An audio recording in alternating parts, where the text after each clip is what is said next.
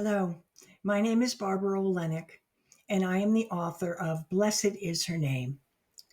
This work is based on the writings of the 17th century nun, Sister Mary of Jesus of Agreda, Spain, who received divine messages from God and the Blessed Mother, telling her that she should write the history and divine life of the Blessed Virgin Mary. And she obeyed that command. And 4,000 pages later, four volumes, she had the mystical city of God. The work has been approved by the Vatican as a means to increase your devotion to the Virgin Mary. And in the 18th century, Redemptorist priests created a German adaptation. And that version was read by a priest from Chicago, Father George Blatter, Blatter, who was so taken by it that he wanted to actually read what Sister Mary of Jesus actually wrote. So he learned Spanish and studied and read every single page. And that's what he wrote, the English adaptation, which was later produced. It was published in 1912. This is the book, and it's called The City of God. And I'm showing this to you because this book, this is how I got involved. In the fall of 1999, I was in my local Catholic bookstore, Baker and Sons, and I was just looking for something else to read. I had just finished getting my MFA in writing musical theater from NYU, and believe it or not, my thesis project was the musical The Miracle of Fatima. So I was already writing about the Virgin Mary. And you can read all about that and how that happened on the website, themotherofgod.org. That's a whole nother story. But I wasn't religious. I hadn't been to church in 13 years. Anyway, so I bought the book and started reading it. This is in the fall of 99. It took me a year to get through the 1,000 pages, not because of the length of the book. It was because the information was so deep and dense and profound. And at times I would weep thinking, I'm not even worthy to read this. Why am I've been given this to read? And I stuck to it. In December of 2000, December 8th, actually, I sat down in front of my computer and I started writing a screenplay, something I had never done before. And 2 weeks later, this is what I had. Blessed is Her Name. And this is my original screenplay. This is a better draft. It's the final draft version. That's another software program I got to learn how to use. But I had my manuscript, and I had a dear friend, Sister Madeline, an older nun. She and I used to go to daily mass together at Assumption Church in Fairfield, and I asked her if she would read it, and then I had the pastor of Assumption read it, and then I had another friend who said, "Listen, I have a Marian scholar who teaches up in Canada. Why don't you send it up there?" So I did. So I had a Marian scholar, a priest, and a nun, and they all read it, and all were like blown away. They just thought it was amazing. And I went, okay, but now what do I do with it? And I had it on my disk, floppy disk at the time. I didn't have any flash drives, didn't even know about that. And I just let it sit. And luckily, when they started doing cloud storage and whatnot, I ultimately uploaded everything. But I still have my original disc that it was on. Can't use it because I don't have a computer that takes a disc. But anyway, I had this work and didn't know, what to do with it, so I didn't do anything with it until this past November, when I was pushed, and I mean pushed, from above, turn it into a narrative. And like Fatima, and again, I encourage you, please go to the motherofgod.com, .org. I'm sorry, the motherofgod.org. You'll understand what I mean when I was pushed. And so a month later, so in all of December, this past December, I turned the screenplay into a narrative. And I said, okay, now what? What do I do with it? Put it in 5 other languages. I'm like, oh my goodness, what am I going to do? Unluckily, I had contacts around the globe because of Fatima that's been done in other languages in other countries. So I had someone in the Philippines, I had someone in Poland, I had someone in the Dominican Republic. I had a young lady who was from Brazil and she was visiting here. She was my daughter's nanny, is my daughter's nanny, and my daughter's mother-in-law is Russian.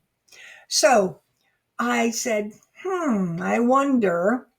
And so what I did was, before I even approached them, I went online and found Deep L. And that, again, that link will be below in the description.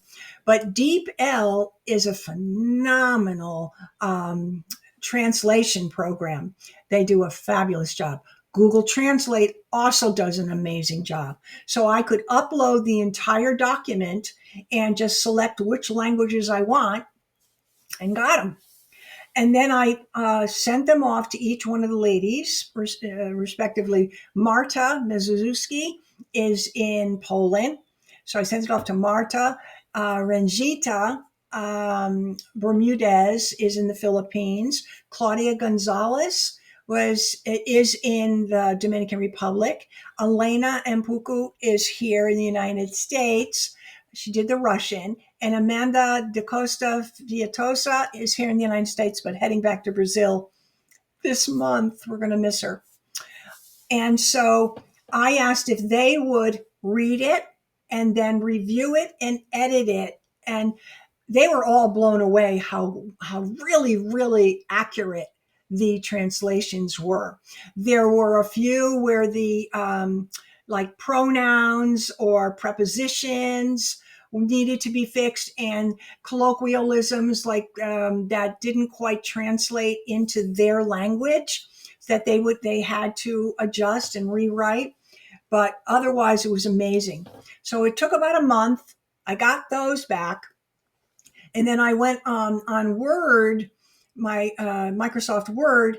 I uploaded or downloaded actually the dictionaries for each one of those so I could review each one of those languages and making sure that it was saying what I wanted it to say or what I was instructed for it to say. So, there was several layers of reviewing every single word that's in each one of these narratives. So I had the narratives. I had PDFs, created a beautiful book cover. I'm done. Well, no, I wasn't done, because then I was pushed to create an audiobook of it. And I'm thinking, oh my goodness gracious, audiobook. So I'm thinking just English, right? So I, worked with a gentleman in Bridgeport. He had a little recording studio. His name is John. And he and I, it took about a month for various reasons for me to record this audiobook. And I'm thinking, okay, English is done. Record the other books. And I'm thinking, how am I possibly going to do that? I couldn't ask the ladies in the other countries. It would have just been way too time consuming if it took me this long to do English. And I know I wrote it, and I'm an actress. I know how to, do that type of the voiceovers. So I said, let me see if I can find some local people. So I did. But by the time I put a schedule together of 5 other languages, I was working around the clock and there was no way that I could do it. So after about 2.5 weeks, I had to just say, guys, I can't do this anymore. So then I had to figure out a way how to do this. So what did I do? I went online and I found 11 Labs. 11 Labs is an AI program that allows you to, people, actors, actresses upload their voices and they create AI voices as well. And I simply just um, recreated all of these audiobooks in the specific languages. But it was a learning curve and it wasn't that easy, uh, but I managed to pull it off. And I am going to do a tutorial on how it actually, how I do that. But for this particular video, I am not. But 11 Labs. And so in doing the English, I did all the voices. For the other languages, I needed a narrator. I needed and the different characters: Jesus, Joseph, Lucifer, God, Mary. Everybody have their own distinct voices. So I used one narrator, Rita. Again, these are people from another, I have no idea who they are, but they uploaded their voice and it worked for me. She did Portuguese and Spanish. And then I had Veronica did Russian and Polish, and Bin Bim did Tagalog, and I did English. So I created the audiobooks. Once I had the audiobooks, I thought I was done. I created, 4 parts, divided up the chapter, because there's 44 chapters in this book. So 44 chapters, 6 languages. I think I'm done, right? Well, that wasn't what they had in mind. Well, now that I have all those all uploaded and I'm going to sit back and take a bit of a break, you create audio visual. And I'm thinking, what? Audio visual? How am I going to do that? And so again, started researching, started seeing how do I make that happen. That's how I got involved with ChatGPT. So all of these programs are so invaluable, it's not funny. But you have to learn the nuances of how to use them. In ChatGPT, I started off, okay, here's my chapter. This is what I want it to look like. I need an illustration. Create me Mary and Joseph on the donkey. Mary on the donkey, they're going to Bethlehem. And I would work on this big screen where I would have ChatGPT, and then I would have on my smaller screen that I could just drag over text. I started to get a little smart about it. I figured, okay, if I need to write prompts to get the effect, to get the image that I want, maybe I should just have ChatGPT write the prompt for me. So I started learning, and thank God for YouTube, because I did research a lot, found a lot of fabulous things on online, and so I would write a simple prompt, or not a prompt. I would write the prompt for them to write the prompt. I would say, write a prompt for this context, for an image that's going to depict a woman on a donkey and a man next to her, and they're walking. I didn't give, I was already working in, the BC, so the period had already been established. But what you have to do is be very clear on what style do you want. What is the format that you want? Do you want it as a reel, a vertical reel? Do you want it as a landscape format? And you want things to be consistent, because that's one of the biggest complaints with people in using AI to create illustrations or audiovisual books, is that it's not consistent. AI does not think like us. AI wants very specific not details, but very specific instructions, and the shorter the better. So ultimately, we had our images of Mary and Joseph of what they look like. And if I had an image, if they're on the donkey, she's on the donkey and he's walking next to her, and I wanted to have another scene with them talking to one another, I would upload the image of them on the donkey. She's on the donkey and he's walking next to her, so that I would get those specific characteristics in the next illustration that I needed. And I didn't have to write a whole bunch of stuff. I literally would just upload an image using this illustration or this image as a reference, create these two people facing one another. That's all I had to say. And I had to add every single time, and I still do, because I'm only on chapter 17. I have a lot more to go. But I would always say at the end of each prompt, created in landscape, 16 by 19 pixelation, and in the same style. So then I take that and I go into Canva. Great program, wasn't familiar how to use it, learned how to use it, and boy, there's a ton of amazing things that you can do with Canva. And so I'm going to use an example of a 7-minute chapter of one of the chapters. And so I would create an opening page in Canva, and I would begin by selecting create, and then I would select a landscape video for YouTube, and then I would add a beginning page, and I would duplicate that because it was the cover and it said the same things. But then in between, I would create 1 minute long, 60-second long pages, because those pages now I can split the page as I was adding illustrations or images.